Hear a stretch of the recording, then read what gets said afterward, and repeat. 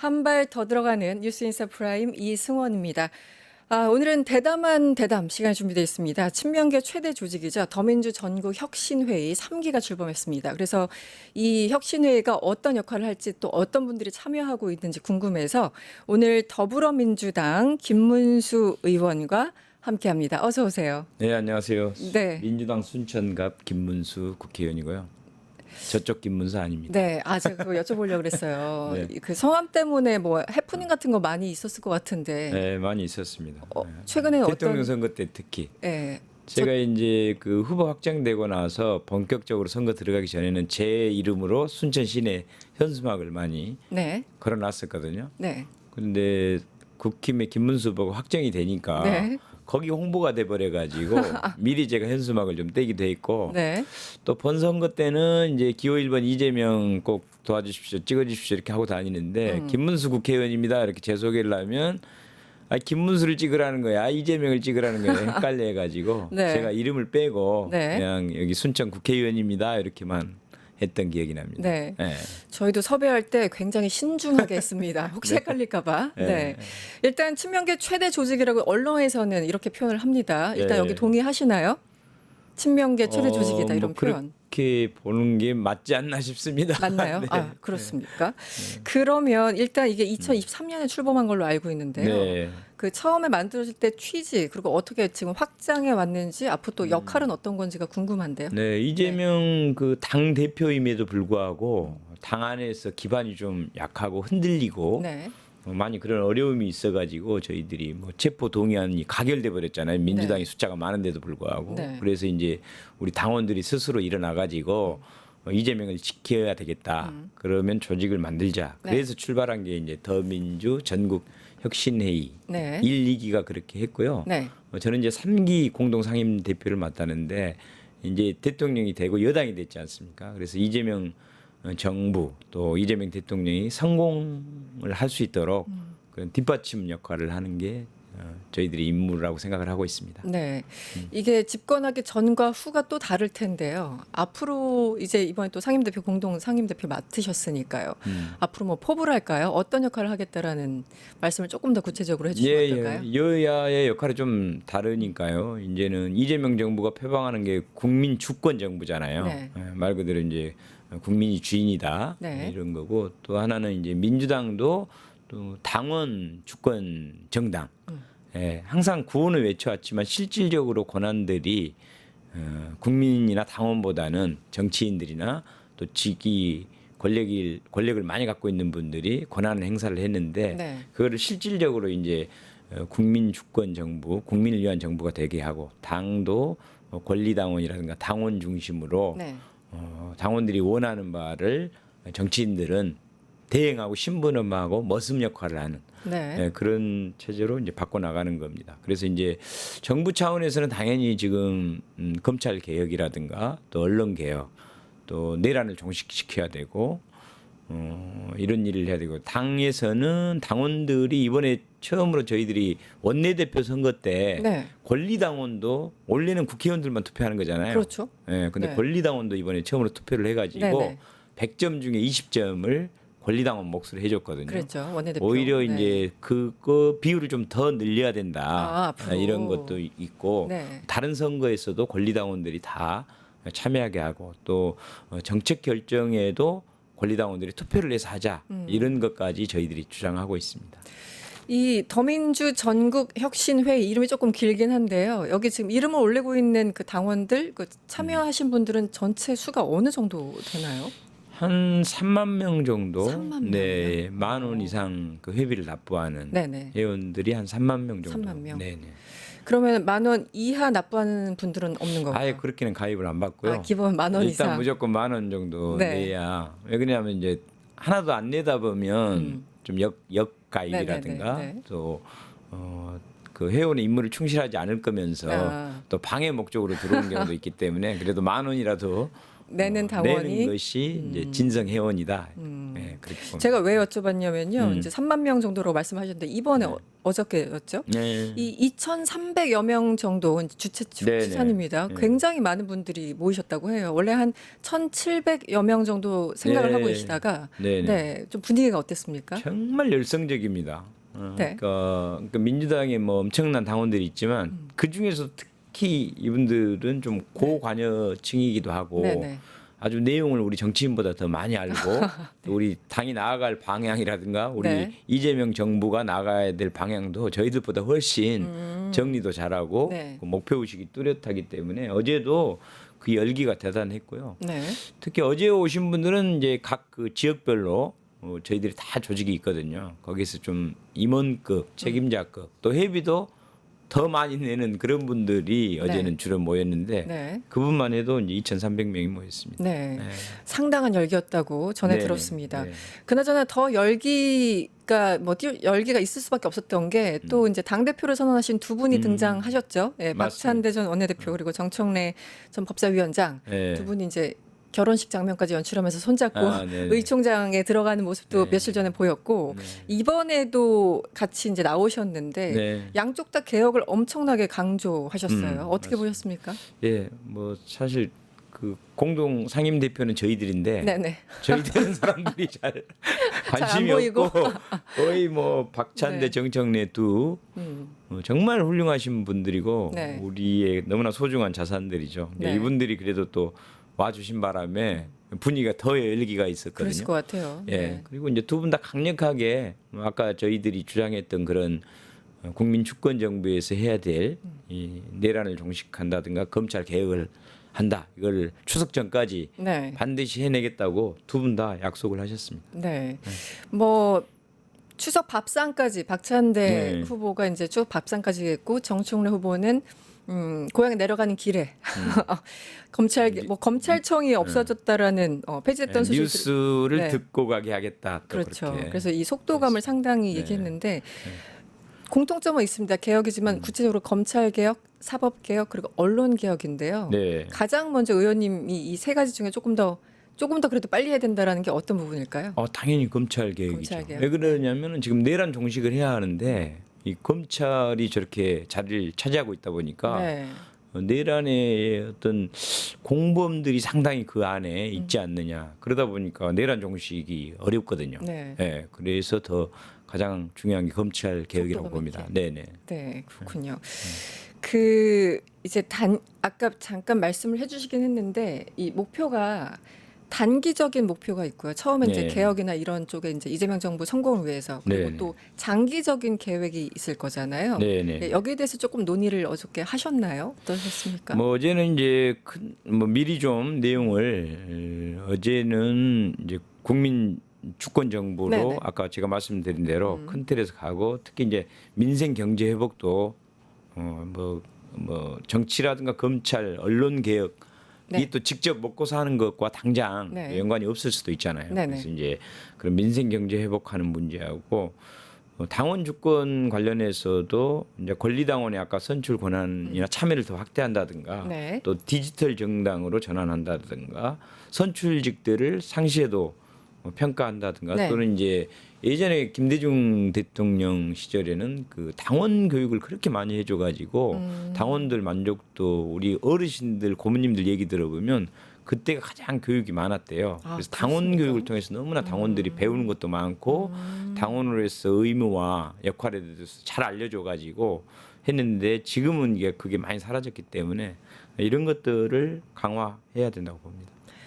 약간 우리 잘 일반인들이 모르는 상황에서 들으면 당원 교육 약간 의무적으로 시키는 거 아닌가라는 생각이 드는데 오히려 당원들이 더 요구하는 상황인가 봅니다. 그렇습니다. 그러니까 당원은 그냥 일반 국민들에 비해서 어떤 특정 정당의 철학과 가치를 지지하고 있는데 네.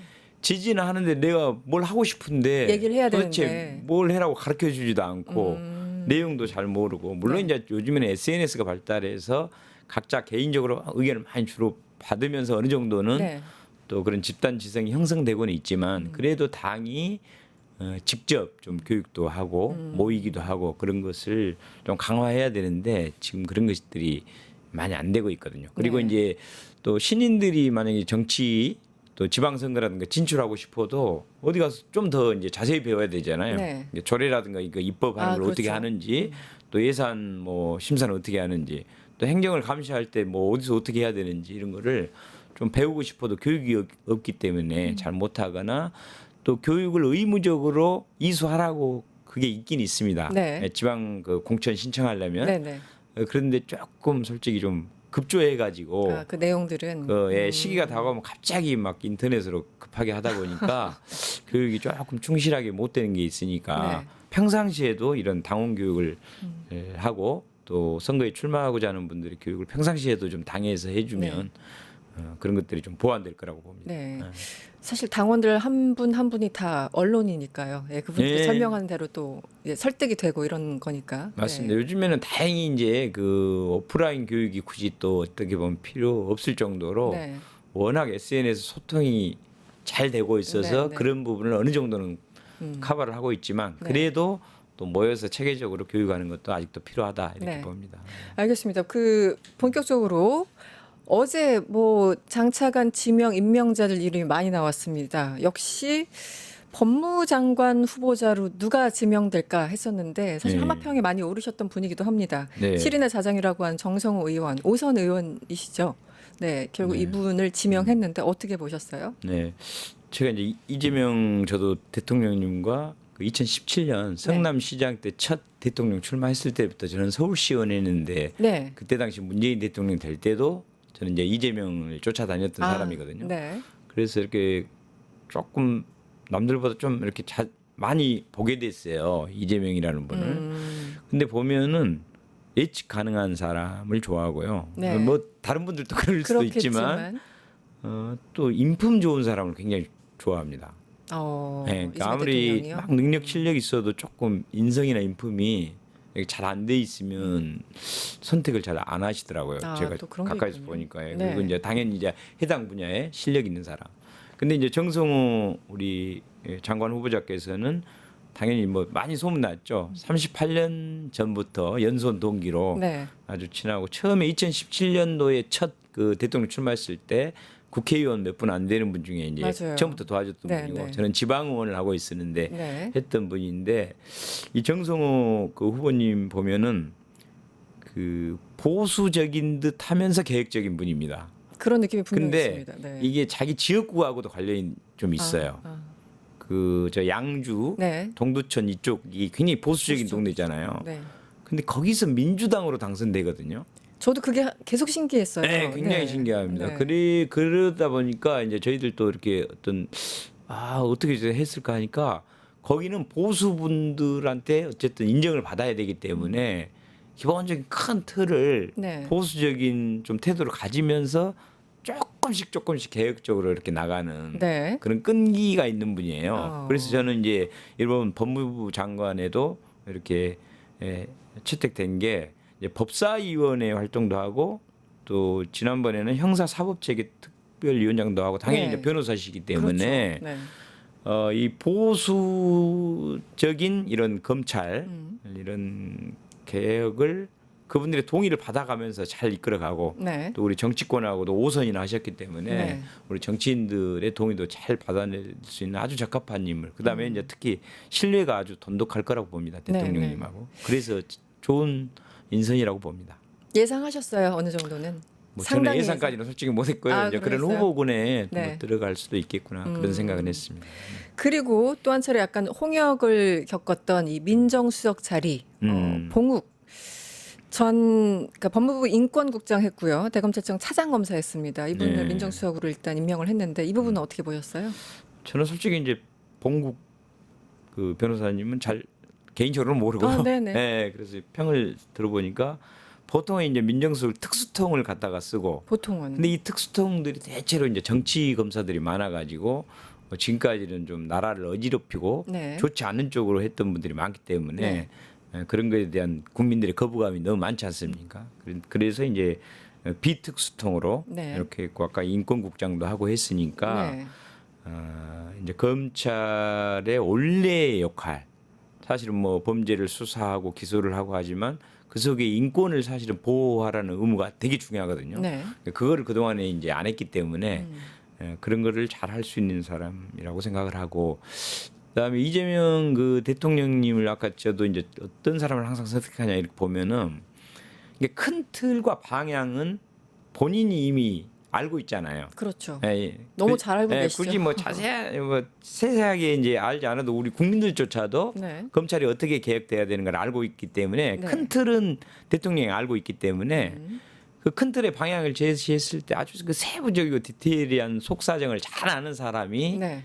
받쳐줘야 그걸 같이 갈 수 있지. 둘 다 큰 틀만 알고 세세한 걸 모르는 사람이 이 일을 맡다 보면 정말 엉뚱한 대로 잘못 갈 수가 있다 이렇게 판단한 것 같습니다. 그래서 내부 사정을 아주 잘 알면서도 네. 또 비특수통이기 때문에 선택한 것 같습니다. 그럼 그 맥락에서 지금 민정수석은 어쨌든 어찌 됐든 검찰 출신 비특수통이긴 하지만 네. 그리고 법무 차관 같은 경우도 어쨌든 검찰 출신을 또 네. 지금 임명한 상황이죠. 그렇습니다. 그래서 둘 다 또 검찰 출신이어서 약간 문제가 되는 거 아니냐. 그런데 보시기에는 정성호 의원이 어쨌든 네. 장관 역할을 하게 되고 그 밑에서 디테일하게 그렇죠. 아시는 분들이 와서 조화를 이룰 네. 것이라고 보시는 거예요. 오히려 그렇게 네. 검찰 출신들이 저렇게 받쳐주면 네. 누구는 어떻고 누구는 어떻고 자세하게 아마 보고를 해줄 겁니다. 네. 그러면은 어떤 사람을 쓸 때도 네. 이 사람을 쓰면 좋고 안 좋고 하는데 이제 대통령님이나 사실은 정성호 장관 후보님 같은 경우는 자세히는 모를 거 아닙니까? 그 그렇죠. 사람들에 내부 대해서. 뭐 예. 시시콜콜한 거 다 모르실 수 그러니까요. 있죠. 네. 그래서 큰 방향은 대통령님과 장관이 정하고 그다음에 이렇게 민정수석이나 차관들이 그 디테일하게. 세부적이고 디테일한 거를 네. 받쳐주면 검찰 개혁을 잘 완수할 수 있을 거라고 봅니다. 네. 그리고 윤호중 민주당 의원 네. 행정안전부 장관 후보자로 또 역시 지명됐습니다. 예. 어떻게 보세요? 윤호중 장관 후보님도 그 정책통으로 아주 유명하시거든요. 그렇죠. 네네. 5선이고 굉장히 능력 있으시고 이미 또 법사위 경험도 하셨고요. 또 법사위 경험도 많았는데 이제 검찰 개혁 중에 어떤 부분이 있냐면 수사와 기소를 분리하지 않습니까? 네. 예, 그리고 수사하는 데는 중대범죄수사청이라고 중수청. 네. 예, 그리고 이제 기소만 하는 데는 공소청인데 네. 이 중수청이 행안부로 오게 됩니다. 아, 그렇죠. 네, 네, 네. 예, 그래서 검찰 개혁이 법무부에서만 하는 게 아니고 행안부랑 역할 분담을 나눠서 해야 되기 네, 때문에 매우 그 중요한 역할로 윤호중 우리 후보님을 네. 행안부 장관으로 넣은 것 같고요. 또 네. 그것뿐만이 아니라 이 행안부 장관은 공무원들이 국민 행복을 위해서 행정 서비스를 하는 총괄 부서거든요. 행안부가 그런 측면에서 이제 공무원 관리라든가 뭐 또 선거 관리도 있고 지방자치 네. 행정도 있고 또 경찰 치안 문제도 있고 소방청. 그래서 사실은 이제 국민들의 삶과 직접 관련된 그런 총괄 부처기 때문에 윤호중 후보가 아주 잘 인선된 네. 것 같다 이렇게 생각합니다. 저 아주 어렸을 때 무려 열린 우리당 시절에 네. 제가 그때 출입하면서 윤호중 당시 초선 의원을 만나 뵀었는데 어, 굉장히 부드러운 스타일이었던 걸로 기억을 해요. 전화도 굉장히 맞습니다. 공손하게 받아주시고 네. 그 역시 인품을 본 건가요? 이재명 저는 대통령이. 정말 그렇다고 봐요. 아, 그래요? 정말 보면은 다 사람들이 좋습니다. 그렇군요. 남한테 상처 주는 얘기 거의 안 하시는 분들이. 실력은 기본 옵션이고 네, 기본 디폴트로 있는 실력을 거고 또 아주 갖고 있고. 인품을 보는데 윤호중 의원도 역시 그 맥락에서 너무 네, 이해가 된다. 인품입니다. 앞으로도 한번 잘 봐보세요. 그러니까. 그럼 또 가보죠. 네. 정은경 전 질병관리청장. 네. 복지부 장관으로 지명됐는데 이건 어느 정도 예상을 하셨던 부분일 것 네, 같기도 합니다. 이제 선거 때도 총괄 본부장으로 네. 열심히 뛰어다닐 때부터 우리 그러니까 지지자들이나 당원들도 저분 나중에 복지부 장관 시키면 되겠다라고 저희들도 일반 국민들도 당원들도 그 얘기를 했는데 정말 그렇게 했습니다. 일반인들이 그때 코로나 시절에 매일매일 예. 얼굴을 볼 수 있는 분이 바로 이분이셨잖아요. 그렇죠. 네, 그러니까 그래서 뭐 머리가 아마 처음에 염색을 했다가 염색도 못 해가지고 머리가 점점 하얘졌던 맞아요. 완전히 그 하얗게 기억이 되고. 나거든요. 그리고 네. 거의 매일 나와서 브리핑했던 기억이 나고 굉장히 초췌하고 야 코로나 대처를 거의 집에 못 들어가고 네, 하나보다 네, 네. 그런 느낌을 준 굉장히 성실하고 실무를 이제 완벽하게 갖추고 네. 또 이제 의료 사태가 요즘에 심각하지 그렇죠, 않습니까? 심각하죠. 예, 네, 그 지난- 의료 사태를 의사 출신이기 때문에 또 의료 사태를 해결도 하면서 네. 지금 이제 저희 같은 그 순천 같은 지역에는 의사나 병원이 네. 점점 없어지고 있습니다. 아, 네. 예. 그래서 이제 그런 지역 의료라든가 필수 의료 또 아이들 지금 산부인과 같은 것도 많이 없어지고 네. 또 응급 그런 사태가 발생됐을 때 지방에서는 수도권으로 병원 옮기다가 네. 사망하는 경우가 많이 발생되거든요. 그렇죠. 네. 그래서 이제 그런 지역 필수 공공 응급 의료 이런 부분까지 그러니까 민간 의사분들과 이 공공 의료 체계를 함께 네. 해결할 수 있는 좋은 인재고 네. 이분도 인품이 되게 좋으신 것 같아요. 네, 그냥 보기에도 딱 그렇습니다. 네. 그래서 우리 코로나 때 그 한 2년 정도 그 어려운 맞습니다. 시절 겪을 때 네. 도대체 어떻게 하면 좋을까요? 사람들이 물으면 네, 그냥 네. 정은경 청장 얘기 들어. 네. 다른 방법 없어. 신뢰가 저분 딱 보이잖아요. 네, 이제 네. 텔레비전만 봤을 때도. 신뢰감과 성실함이 그냥 그러니까. 국민들에게 직감적으로 이제 느껴졌었죠. 네, 그래서 그렇습니다. 좋은 선택이라고 보시는군요. 네. 네. 그 마지막 질문 하나 더 드릴까요? 네. 대통령직 속 지방시대위원장에 네. 이제 한때 뭐 어쨌든 경쟁자였죠. 음. 김경수 전 지사 임명됐고요. 네. 또 오유경 식약처장이 유임됐습니다. 네. 이 부분 일단 김경수 전 지사 임명 어떻게 보셨어요? 이분도 인품이 좋습니다. 알아요. 그렇죠. 그러니까 그 물론 자기 자신에 너무 어려움이 있었고 네. 사실은 뭐 이재명 대통령 후보하고 뭐 붙어도 이게 질질 어떻게 하면서도 좀 멀리 본다고 할까요? 아니면 또 경쟁 파트너가 좀 있어야 이게 흥행도 되거든요. 그렇죠. 그런 측면에서 굉장히 단식도 막 하면서 이렇게 하는 모습이 굉장히 인품이 좋더라고요. 그리고 민주당 차원에서는 귀한 자산이라고 보고 그리고 이제 또 실용적 이재명 대통령이 굉장히 실용적입니다. 그렇죠. 인품이 좋으면서도 실력도 갖춰야 되는데 네, 네. 또 미래를 위해서 미리 배치도 해줘요. 사실 지금 그 주요 인물 중에 보면 나중에 막 시도지사 나올 것 같은 분들을 일부러 좀 배치를 배치해서 하고. 이렇게 텔레비전이나 이렇게 네. 이름이 많이 홍보가 되도록 하는 그런 차원도 좀 있다고 봅니다. 네. 네. 뭐 정치가 원래 그렇죠. 국민들에게 계속 이제 노출되고 호감을 그렇죠. 갖고. 네. 뭐 아무리 그 실력이 좋아도 네. 노출이 안 되고 알지 못하면 이제 전체 국민들의 선택을 받아야 되기 때문에 그렇죠. 내년에 인지도가 엄청 중요하거든요. 거기에는 이렇게 이제 정부의 중요 자리에 가 있으면 인지도가 정말 많이 올라가죠. 네. 네. 마무리하면서 하나 더 질문 좀 드리고 싶은데 어쨌든 저희가 이 혁신회의 때문에 의원님을 모셨는데 네. 이제 생각해 보니까 혁신회의에서 국회의원들을 굉장히 많이 배출했더라고요. 네. 네. 앞으로 내년 뭐 지방선거도 있고 선거가 줄줄이 있을 텐데 네, 마지막으로 좀 한 말씀 네. 부탁드리겠습니다. 이제 당연히 이제 당에서 이런 거를 체계적으로 육성해 주면 앞으로 사실은 혁신회의가 필요 없을 수도 있습니다. 그러나 이제 이런 게 완벽하게 되기 전까지는 민주당 안에서도 민주당의 정체성을 제대로 갖고 있고 네. 이재명을 똑 닮은 사람들이 지방자치에도 많이 당선되도록 또 국회의원 당선되도록 해줘야 되는데 그런 부분이 잘 안 돼 왔다고 보기 때문에 네. 이재명을 꼭 닮은 사람들이 잘 진출할 수 있도록 네. 또 저희들이 발굴도 하고 또 홍보도 하고 공부도 같이 하고 훈련도 하면서 그런 역할을 좀 하지 않을까 이렇게 생각을 합니다. 알겠습니다. 대담한 대담 시간이었고요. 더불어민주당의 김민수 의원님과 함께했습니다. 네. 오늘 고맙습니다. 네, 감사합니다. 유튜브 구독하고 실시간 채팅과 댓글을 남기시면 매일매일 7천 TTCO를 드립니다. 참여 방법은 통통물 어플을 다운로드하고 회원가입과 로그인을 해주세요. 마이페이지에서 나의 회원 고유 번호를 복사해주세요. 유튜브 구독 후 실시간 채팅이나 댓글창에 고유 번호를 한 번만 입력하면 준비 끝! 지금 유튜브 채팅과 댓글 쓰기 참여하고 실천 TTCO 받아가세요.